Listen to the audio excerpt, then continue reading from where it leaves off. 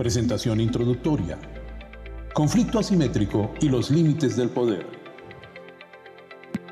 Carlos Pascual, Vicepresidente Senior de Geopolítica y Asuntos Internacionales, Standard & Poor's Global Energy. Panel: La voz global del gas natural. Andrea Esteger, Presidente Unión Internacional del Gas, IGU. Roberto Ardengi, Instituto Brasileiro de Petróleo, Gas Natural y Biocombustibles. Luz Estela Murgas, Coordinadora Regional para América Latina y el Caribe, IGU, y Presidenta Naturgas. Paul Neyerheim, Senior Advisor Petoro. Modera: Carlos Pascual, Vicepresidente Senior de Geopolítica y Asuntos Internacionales, Standard & Poor's Global Energy. Sean todos bienvenidos. Vamos a darle la palabra a Carlos Pascual, quien hará su presentación introductoria el día de hoy. Adelante. Bienvenido, doctor.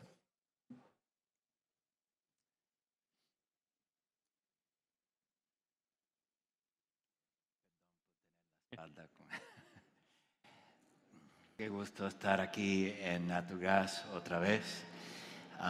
La única parte que no me gusta es que tenemos que hablar de unos temas que se han hecho muy complicados.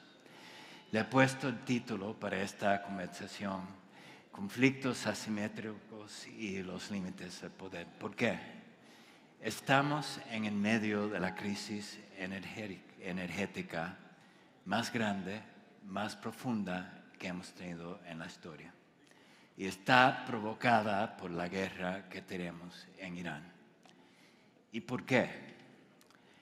Muchos han dicho, ¿por qué no es que Estados Unidos puede utilizar todo el poder de Estados Unidos para esencialmente tener una victoria y acabarlo? Y lo que hemos visto es que tenemos un conflicto asimétrico de un lado en poder y equipo, pero del otro lado también desde el punto de vista psicológico. Estados Unidos entró en esta guerra desde el punto de vista que esto iba a ser una excursión, algo de corto plazo. Y lo que han encontrado es que están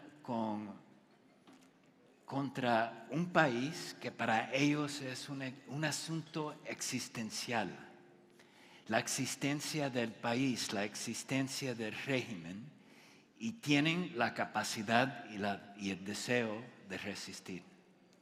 Y a algún punto, su capacidad de resistir tiene la capacidad de tener poder sobre el compromiso de otro que tiene mucho más poder, mucho más fuerza, pero no tiene la flexibilidad política y económica para seguir.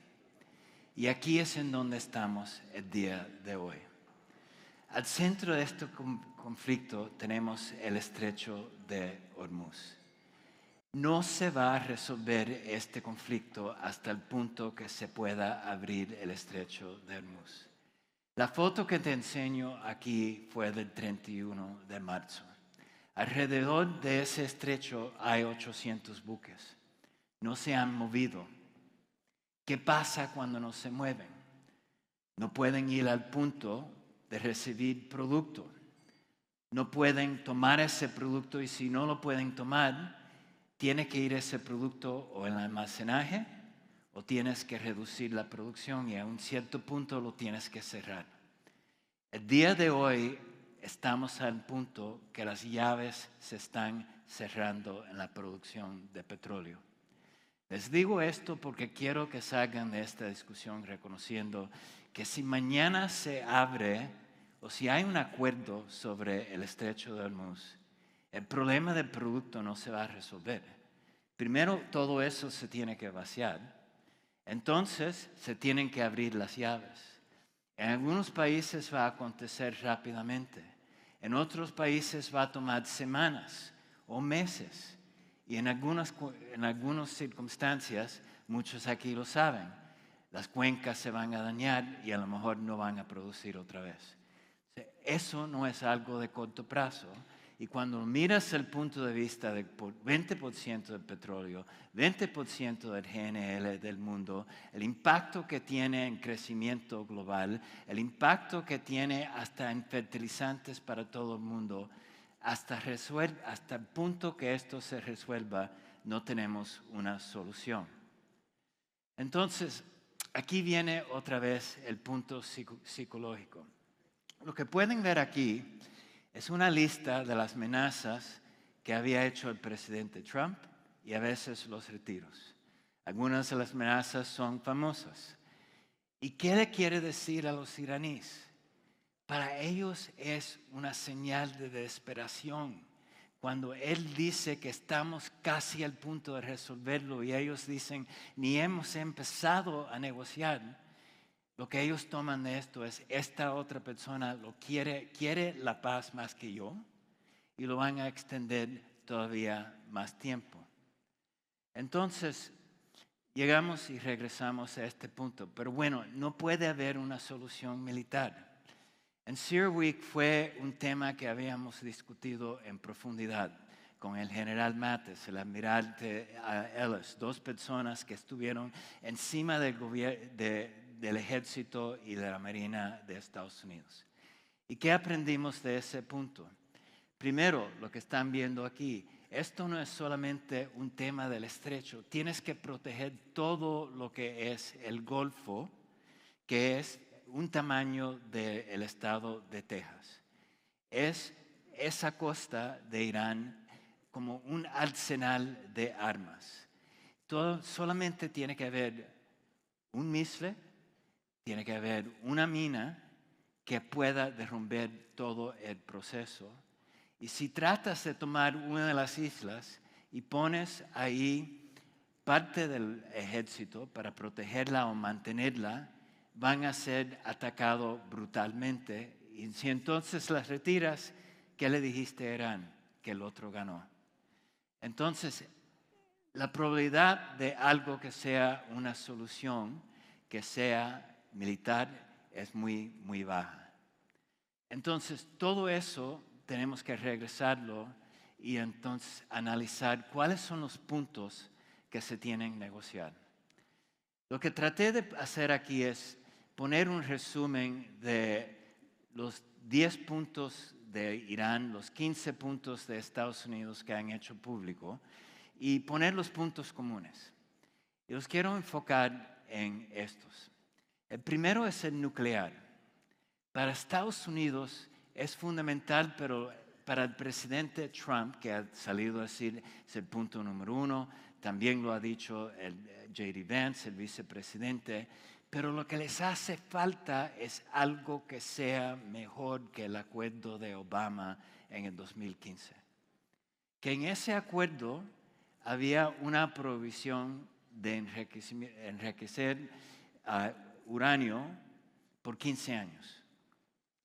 Trump les ofreció 20 años. Los iraníes respondieron con 5.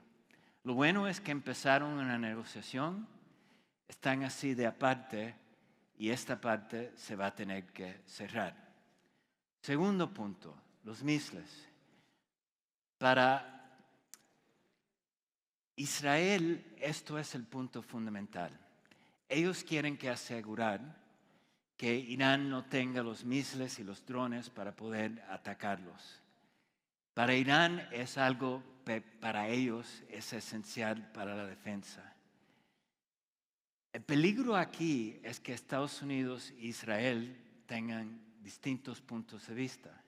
Que Israel diga que si tú te pones de acuerdo sobre algo que diga que nosotros ya no vamos a atacar, no lo vamos a obedecer.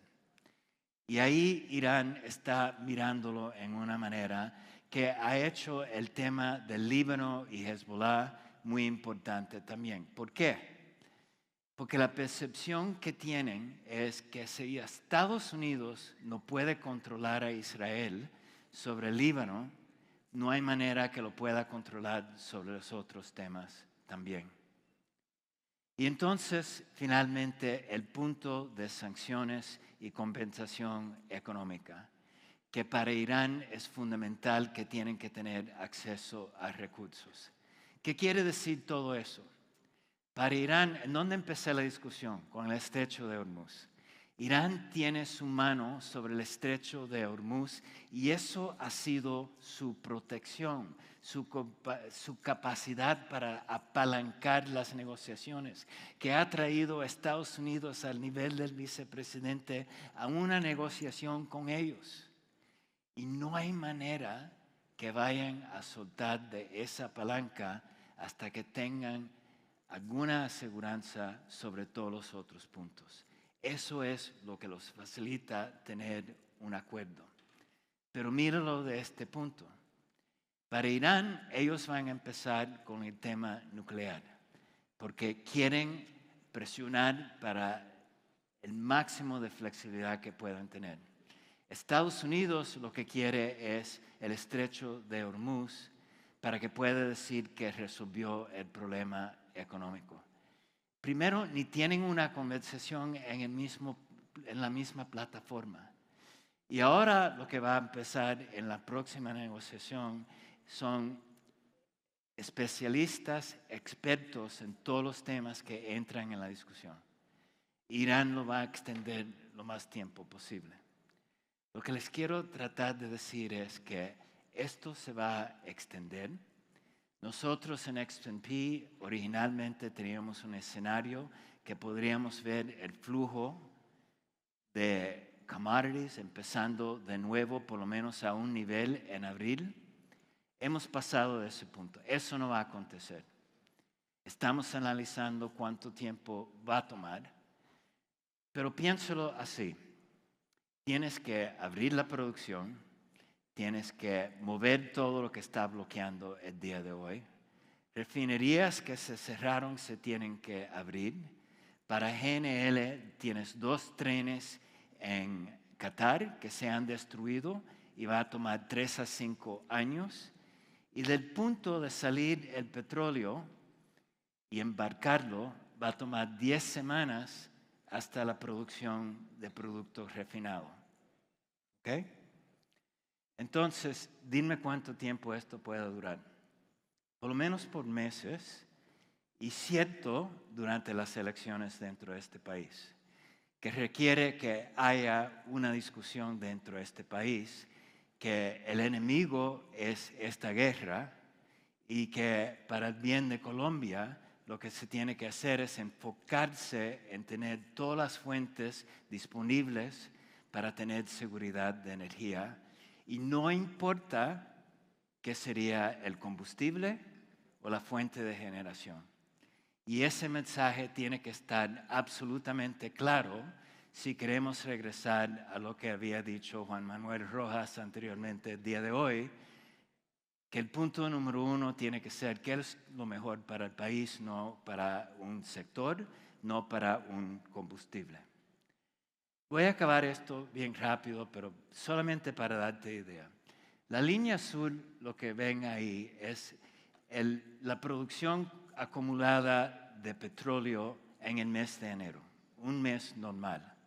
La línea de abajo es cuánto se acumuló en marzo, una diferencia de 400 millones de barriles.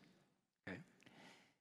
La cantidad de petróleo que se puso en el mercado por la Agencia Internacional de Energía a todos los países era 400 millones de barriles sobre 3 meses. Ya se perdieron en un mes. Okay. Entonces, si lo miras desde ese punto de vista, en el lado izquierdo lo que tienes es el movimiento del precio del petróleo. La línea azul es el precio de Platts Dubai. Subió a un punto a $165. El día siguiente, Trump anunció que iban a haber negociaciones y cayó por $40. ¿Hubo un cambio físico en el mercado? No, absolutamente no.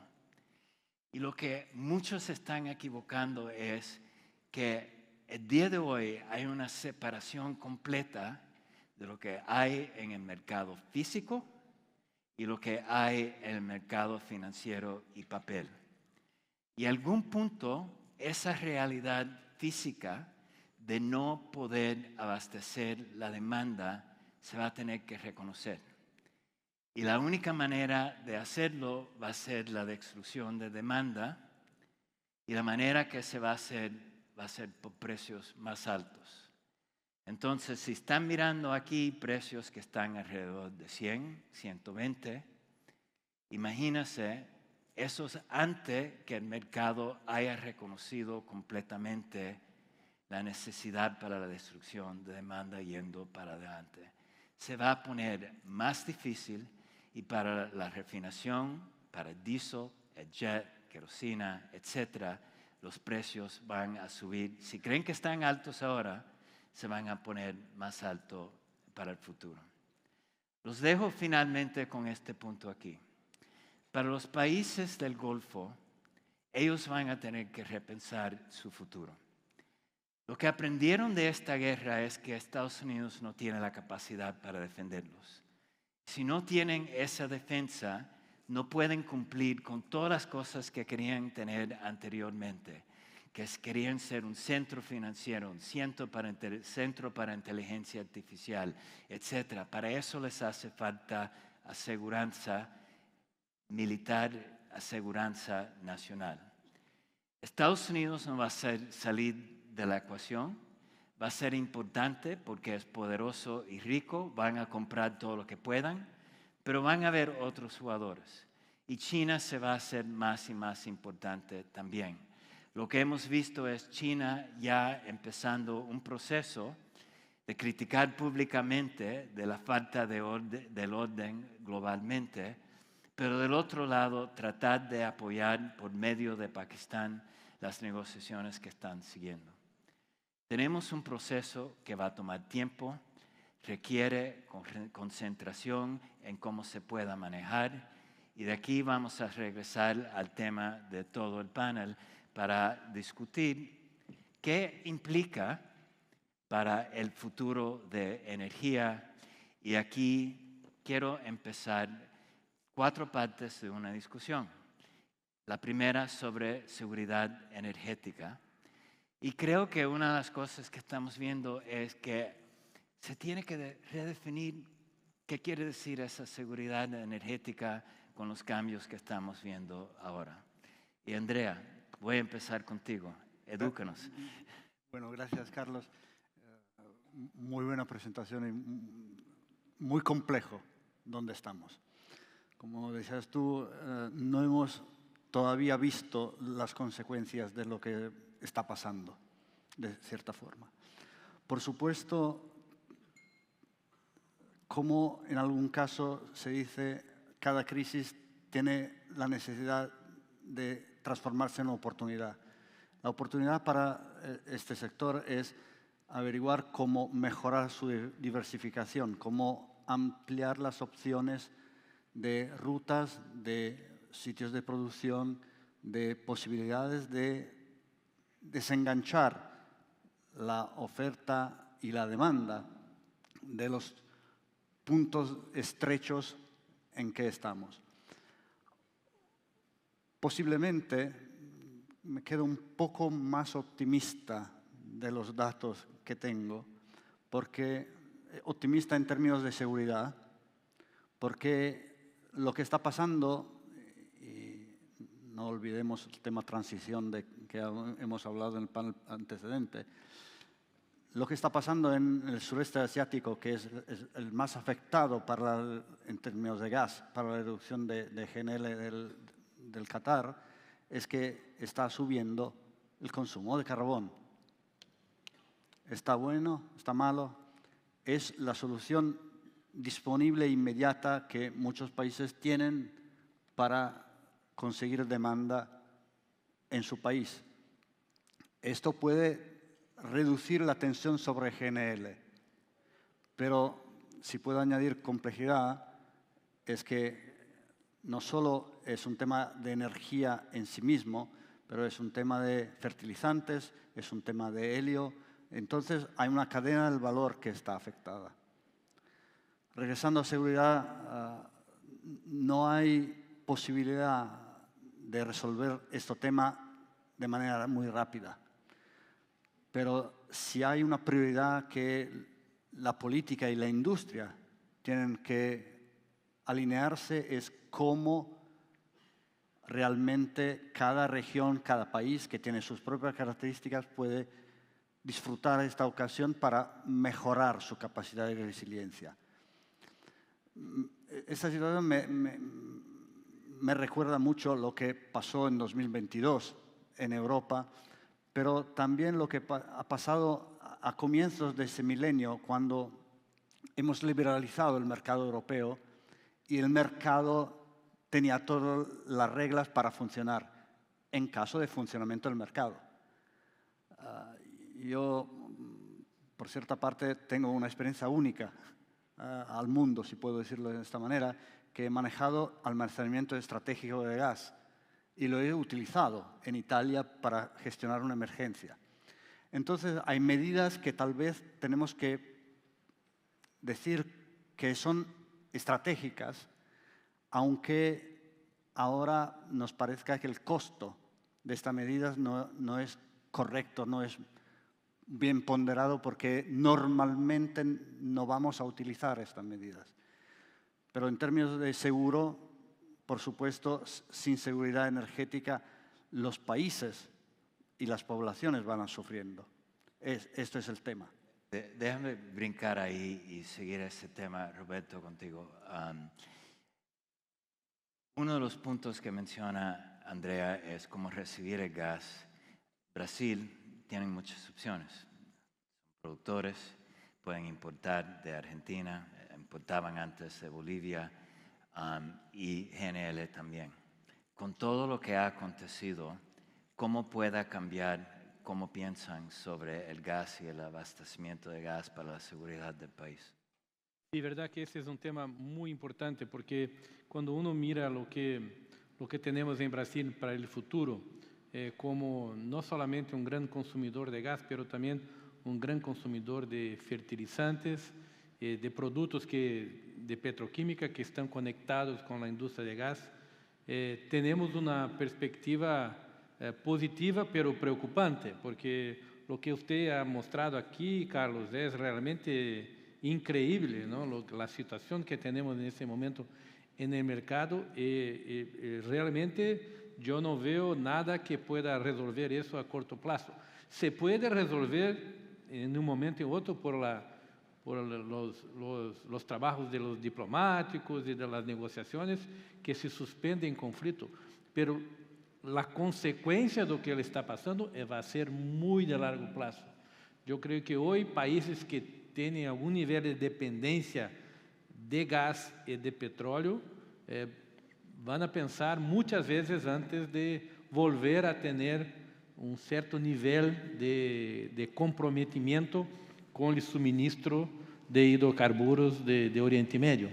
Entonces, el tema de la seguridad energética, Carlos, se llevó al más alto nivel del concepto estratégico de los países. Yo creo que en el caso de Brasil tenemos un cierto grado de equilibrio, porque somos exportadores de petróleo. Brasil hoy es el 9º más grande país exportador de petróleo. Estamos exportando como 1.7 millones de barriles por día. Tenemos una situación del gas natural que también tiene relativa tranquilidad, porque hay una producción local, y además tenemos la conexión con Bolivia del gasoducto, y poco a poco se está armando también algunas soluciones para conseguir traer la molécula de Argentina, de Vaca Muerta, de Neuquén, usando el corredor norte, conectando con el gasoducto Brasil-Bolivia, llegando hasta los grandes centros consumidores del país. Además, tenemos, claro, las plantas de regasificación, son 7 distribuidas dentro del territorio nacional, que también se puede utilizar para traer la molécula de afuera, de otros países como Estados Unidos, Trinidad, Tobago, etc. Entonces, la solución en Brasil es de relativa tranquilidad con respecto a este tema, pero el ambiente internacional es muy complejo, y yo creo que que eso va a traer para nosotros como países del continente el compromiso de aumentar aún más nuestras negociaciones con respecto a la integración energética. Y Roberto, ¿más presión para producción doméstica? Sí, tenemos la perspectiva de 3 grandes proyectos en este momento que se está armando en Brasil. Brasil hoy día produce más o menos 70 millones de metros cúbicos de gas. Podremos llegar en 2028-2029 al nivel de 170 millones de metros cúbicos. ¿Y competencia con otros combustibles o con baterías? Sí, hay una competencia en Brasil que es positiva, que es la competencia con algunas energías renovables, ¿no? Entonces, hay mucha competitividad en Brasil para se producir, por ejemplo, la energía solar, la energía eólica, los biocombustibles. Mira que en Brasil hoy se mezcla 32% de etanol en la gasolina y 15% de biodiesel en el diésel. Entonces, Brasil ya es un país donde tiene una participación muy grande en los combustibles, de los biocombustibles, ¿no? Pero eso tiene que armarse de un punto de vista económico, Carlos.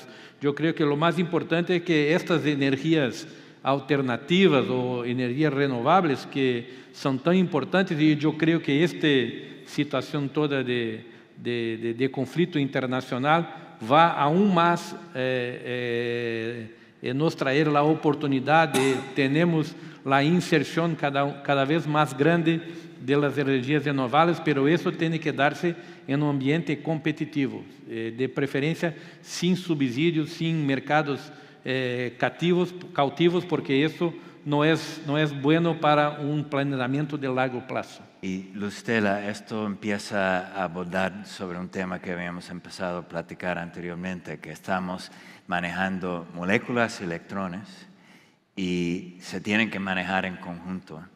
Si pones eso en el contexto del corto plazo a largo plazo, ¿cómo piensas qué consejo darías sobre principios para seguridad energética entre esta combinación moléculas y electrones? Yo creo que hay complementariedad. No, a Lustela.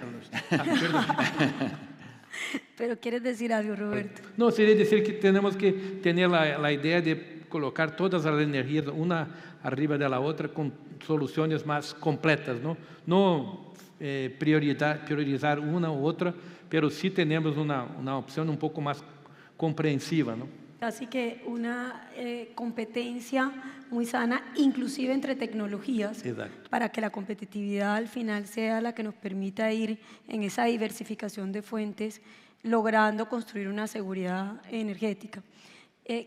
Carlos, yo lo que creo es que la seguridad energética implica, además de la diversificación de fuentes, contar con una infraestructura no solo en términos de capacidad física, sino también una infraestructura resiliente. Y por supuesto eso va a implicar en una región como América Latina que cuenta con un potencial de reservas, caso Venezuela, por ejemplo en gas natural, que puede tener reservas en gas que pueden abastecerlos por más de un siglo, caso Vaca Muerta en Argentina, que las reservas que tienen pueden abastecerlos por 140 años. La seguridad energética también implica el aprovechamiento de los recursos propios de cada país. La crisis energética global lo que está llevando, y en especial esta más reciente, la del Golfo Pérsico, a que los países, sucede por ejemplo en Europa, hagan una redefinición interna de cuáles son sus recursos locales, cómo los pueden aprovechar para ser mucho más resilientes frente a los choques internacionales, específicamente los que vienen de estos tipos de conflictos. Entonces, implica mucho más esa conversación en materia de seguridad energética, y retorno nuevamente a la región, implica tener reglas claras, implica tener reglas predecibles, implica ser coherente en el tiempo, porque si ese potencial de reservas que tenemos va a ser capaz de convertir en la región en un exportador, por ejemplo, de GNL, para también lograr compensar y equilibrar las necesidades globales, caso como el que estamos viviendo de regiones específicas que van a necesitar el GNL, pues lo que vamos a tener es que ser atractivos para los mercados internacionales. Y eso conlleva también a que tengamos la infraestructura, que hoy no tenemos el 100% de la infraestructura para poder cumplir con ese cometido que nos permita ser jugadores importantes y solventar un poco la crisis que están viviendo unos países porque no tienen recursos propios o dependen de los recursos que, como tú muy bien lo explicaste vengan de Qatar. Entonces, hay que construir seguridad energética. El hecho que hoy en día sea una prioridad global que surgió no solo de la crisis actual, sino de la guerra de Rusia y Ucrania, en medio de una conversación que teníamos en torno a la transición energética, nos lleva a concluir que el país que construye su propia seguridad energética es el único que va a poder lograr estabilidad y desarrollo. Y eso va a implicar un consenso, unos compromisos. Insisto, en América Latina tenemos que cooperar, tenemos que tener marcos regulatorios estables, tenemos que atraer la inversión, Carlos. Porque Colombia compite y la región compite con atraer capital en una competencia global. Tenemos government takes muy alto en la región latinoamericana. Colombia tiene un régimen fiscal muy alto para el sector, por ejemplo, de los hidrocarburos. Y necesitamos mejorar la competitividad de nuestros países, hacer alianzas públicos-privadas bienvenidas, banca multilateral bienvenida, pero necesariamente tenemos que reducir el government take para poder atraer la inversión que nos permita tener la infraestructura y garantizar esa seguridad energética. Ole, déjame tomar este tema y aplicarlo a Noruega y Europa. So, thinking about Norway and Europe.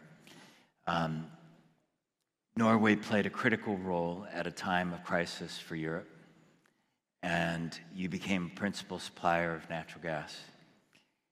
Europe has continued to move on a pathway of transition and energy transition. This interrelationship between gas and the transition to renewables, how would you put it, how would you lay that out in terms of what has been positive and where have been the constraints? Thank you, Carlos, and thank you to Lucille and to Camilo for inviting me. It has been a very interesting conference so far. I come from Norway, and Norway is a small country in terms of population. We have 5.5 million people living in Norway, but we are a very big energy producer in Europe and also globally. So we produce approximately 150 terawatt-hours of power. We produce 120 BCM of gas every year, and we produce approximately 2 million barrels of oil. In Norway, we don't use natural gas. We use some oil, but less and less because we are really electrifying the transport sector. So as Chris Wright and the US administration have used this term energy dominance, and I think in a way Norway has a lot of energy, but we're not trying to use dominance with it, let's say like that. But it is, I think the two last wars, the Ukraine war and the Iran war, has really changed the world in the way we think about energy security. That was not really on the agenda up until then, but now it is really, really at the top of the agenda.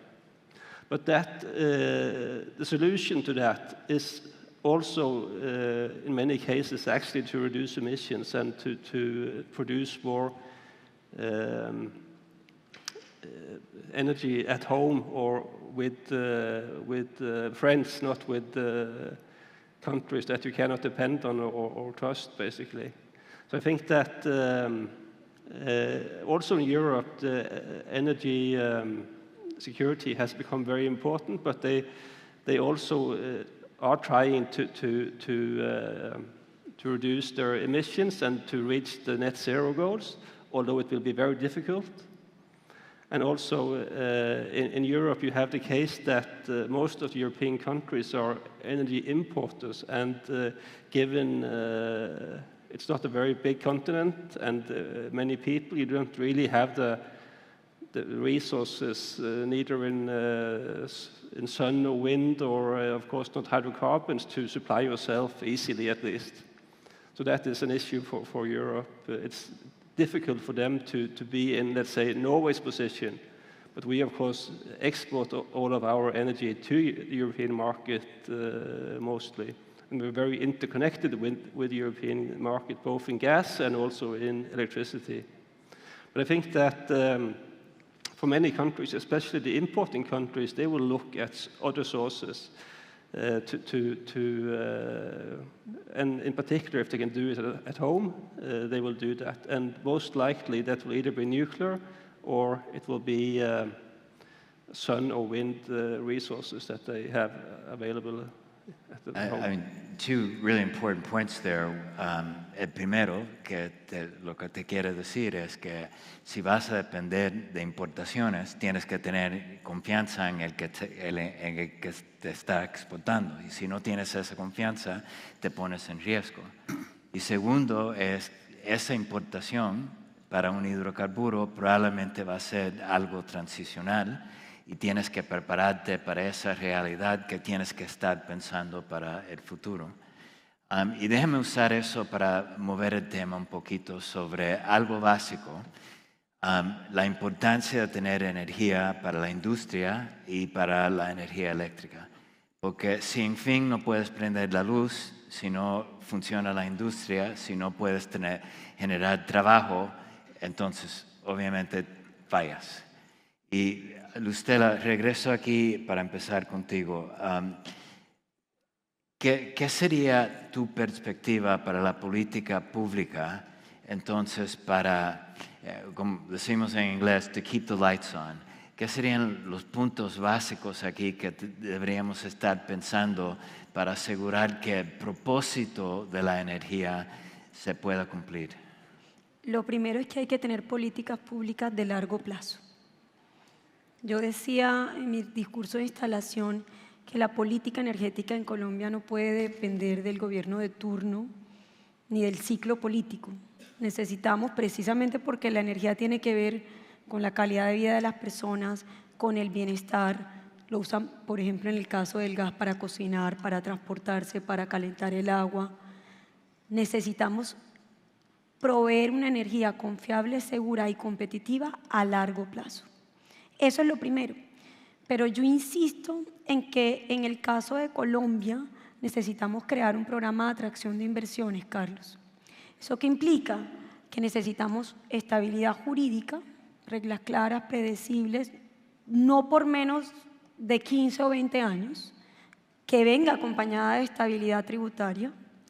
Necesitamos incentivos económicos graduales para poder mejorar la competitividad del país y que la inversión que queremos que llegue a Colombia no se vaya a Guyana, no se vaya ahora a Venezuela, no se vaya a Argentina, no se vaya a Brasil o no se vaya a México.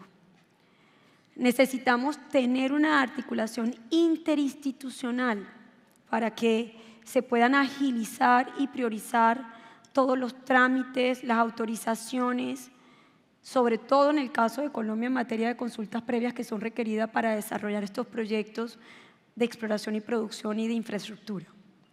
Y necesitamos, por supuesto, de la mano de las comunidades, trabajar para poder crear proyectos de alto impacto que sean sostenibles en el tiempo.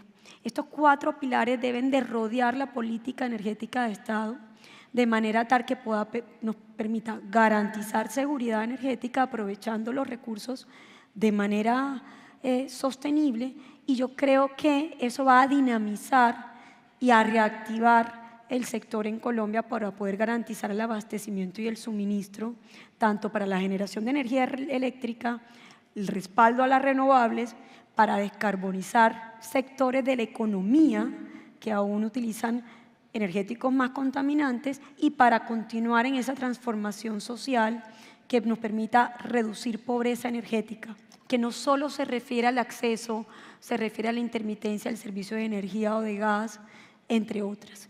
Y esto de la mano, por supuesto, de la competitividad, que sigue siendo muy frágil, porque tú mencionabas al sector industrial y en el caso colombiano la pérdida de competitividad nos está llevando a retroceder en transición energética. El 16% de las grandes industrias dejaron de utilizar gas natural para utilizar GLP, gas licuado del petróleo, carbón o fuel oil. Y eso ha implicado en el caso colombiano emisiones adicionales por 164.000 toneladas de dióxido de carbono al año. Es decir, que lo que está sucediendo con la pérdida de competitividad, por ejemplo, del gas, es que estamos retrocediendo en transición energética a la par de que el gas natural es un combustible tan versátil, confiable, que se requiere, por supuesto, para garantizar estabilidad y seguridad energética. Entonces, te tiene que dejar competir, tienes que ser confiable. Al corto plazo, posiblemente tienes que hacer cosas que no necesarias serían óptimas, pero tienes que entender lo que estás haciendo y poder manejarlo para el largo plazo. Pero, Roberto, entonces, déjame regresar contigo. Y en Brasil van a tener una elección a poco tiempo. Y el nuevo presidente viene y dice: Dengue, eres el presidente de la industria y aquí estás responsable para el petróleo y gas y biocombustibles, debes de entenderlo todo.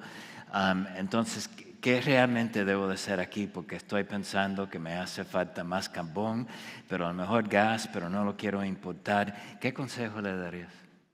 Yo creo que si yo tuviera la oportunidad de hablar con el futuro presidente de Brasil, tenemos elecciones ahora, en la primera vuelta en octubre, después en noviembre, y estamos exactamente en ese debate político, económico, de qué tipo de solución se podría dar a este tema de la energía en el país. Yo creo que la primera cosa es la regularidad y la estabilidad regulatoria, que uno tiene que tener idea de que las inversiones en ese sector son todas de largo plazo. Y yo hablo tanto de los hidrocarburos cuanto de las energías renovables. Si uno no tiene una previsión del punto de vista de los impuestos, de los costos de tu operación, nosotros, y yo creo que ese ejemplo es también válido para otros países del continente, tenemos que tener la idea, señores, de que tenemos que tratar a la inversión de una manera distinta de lo que hemos hecho en el pasado, porque han acontecido muchos cambios de corto plazo, de cambios de regulaciones, de políticas energéticas, y eso es muy malo. Yo creo que tenemos que tener un poco la idea de una visión más estratégica de lo que tenemos que alcanzar, porque esto, los hidrocarburos, las riquezas naturales, las posibilidades de nuestro sector agrícola son enormes en el continente, son enormes. Pocos continentes tienen tanta posibilidad de aumentar la oferta energética cuanto nuestro continente. Pero, señores, tenemos que nos meter a entender de que la inversión no se hace de pronto. El inversionista tiene que tener idea de cuánto va a recibir por su inversión, cuál es el régimen regulatorio que tiene, para que ahí sí podemos crear empleos, pagar los impuestos y remunerar también el capital. Siguiendo ese punto, Andrea, países emergentes, pobrezas, menos recursos, ¿qué le dices? Mira, el tema verdadero para mí, estaba reflexionando con los comentarios de los amigos del panel, es que hace 5 años, no 50 años, 5 años, la narrativa era: no tenemos que tener inversiones en oil and gas. Esto, yo recuerdo una afirmación literal que os comparto ahora del presidente del Banco Europeo de las Inversiones. Para ponerla en suave, en lenguaje suave, el gas está muerto. Si estos son los mensajes en un contexto desarrollado que puede permitirse, cuando hay crisis, de pagar el sueldo de un costo de la materia prima muy elevado. Esto no pasa en los países que están en desarrollo.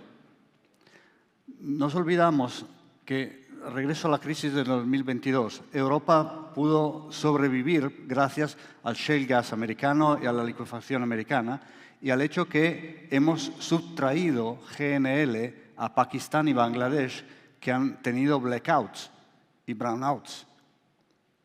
Esto los europeos se lo olvidan. Entonces, si tenemos realmente en cuenta de los 7.000 millones de personas alrededor del mundo que no tienen la energía que yo disfruto cada día a casa, porque esta es la verdadera medida de confronto en términos de capacidad de utilizar la energía, porque para nosotros la energía es nada, está cuando queramos, cuando la necesitemos, y sí, podemos quejarnos un poco del precio, pero al final del día siempre está. Entonces es importante tener una planificación estratégica, no solo táctica. No podemos conseguir que el mercado spot nos dé las señales para invertir en proyectos que miden 15 años, 20 años. Ese es un tema, si me puede permitir mi amigo Ole, que también Noruega tiene para las inversiones a venir para dar energía a Europa. Entonces, el tema es inversiones, no limitar.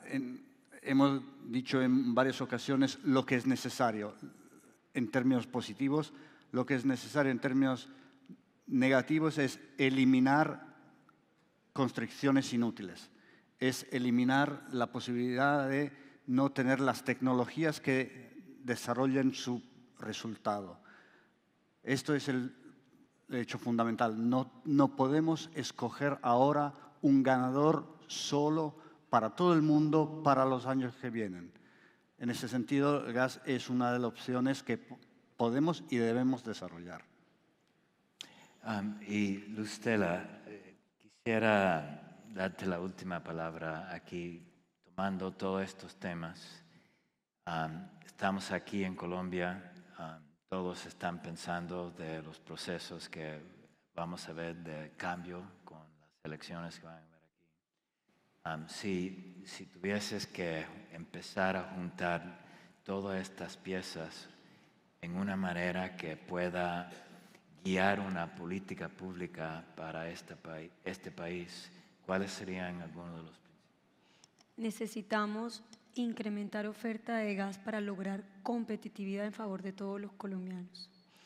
Y yo creo que el gas natural, concluyendo un poco lo que hemos conversado, responde de manera simultánea a objetivos que hoy pueden entrar en tensión. Hablamos de seguridad energética, de reducción de emisiones y también de asequibilidad energética.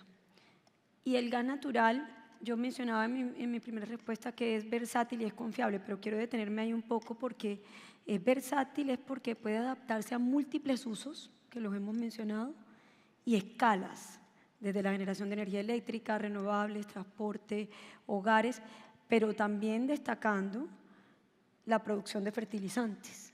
Es útil para garantizar seguridad alimentaria en el mundo y a su vez es confiable porque da firmeza, es gestionable, pero además está basado en tecnologías que están probadas y desarrolladas.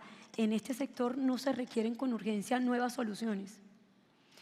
Y así las cosas, Colombia debería apostarle a desarrollar el potencial de gas, pero después de la conversación que hemos tenido y como lo hemos venido manejando desde el gremio, necesitamos habilitar todas las fuentes que haya también de gas, para no depender de una única fuente, todo el potencial local que tengamos en áreas continentales y costa afuera, todo lo que podamos importar a través de GNL, todo lo que podamos importar de Venezuela aprovechando una infraestructura que podemos recuperarla para atraer también en estado gaseoso gas, sin depender de ninguna de ellas. Pero eso es lo que nos va a permitir ser resilientes y garantizar seguridad energética también en el largo plazo. Entonces, mi mensaje para el nuevo gobierno es: aprovechemos este recurso que tenemos, destrabemos todos los cuellos de botellas que hay hoy en día. Yo digo, eliminar todos los riesgos no técnicos ni geológicos. Colombia tiene una posición geológica y América Latina envidiable. Convirtamos esa posición geológica en una posición estratégica. Y yo creo que eso es lo que debemos pensar a futuro para poder garantizar seguridad energética y también avanzar en transición energética. Hay que seguir pensando, por supuesto, en la reducción y en la descarbonización. Para cerrar, déjame mencionar un par de cosas que se quedan conmigo. Dentro del contexto de crisis energético más grande que hemos tenido en la historia, tenemos que ser prácticos. Y como dijo Andrea desde el principio, el punto número uno principal es que tienes que tener el recurso. Si no puedes producir el recurso, atraer el recurso, ya es teórico, perdiste, game over, tienes que ser pragmático. Segundo punto aquí que salió de la discusión entre Ardenghy y Lustela es que vamos a tener un mundo de moléculas y electrones. Eso es la realidad. Entonces tenemos que tener la estrategia y las reglas para poder gobernar los dos en conjunto, porque si los hemos separado no vamos a tener algo comprensivo que sea consistente para dar indicaciones para poder avanzar la inversión. El tercer punto es que tienes que tener una visión y la visión tiene que ser amplia. Tiene que tomar en consideración temas de sustentabilidad porque si no vas a pagar. Pero del otro lado tiene que ser confiable y lo que dijo Lustela, tiene que ser competitivo y lo que dijo Ole varias veces, te tienes que dar opcionalidad. ¿Cómo juntar eso en este principio de un cambio y una transición para un nuevo gobierno? Y finalmente el punto de diversificación, algo tan básico que hemos aprendido, pero esa diversificación el día de hoy es distinta. Puede ser diversificación entre países, pero puede ser diversificación entre combustibles. ¿Cómo considerarlo para ver la matriz entera, para crear algo que dé confianza para el futuro? Muchísimas gracias a los panelistas. Vamos a darle una mano. Una buena conversación. Muchas gracias. Gracias a ti, Carlos.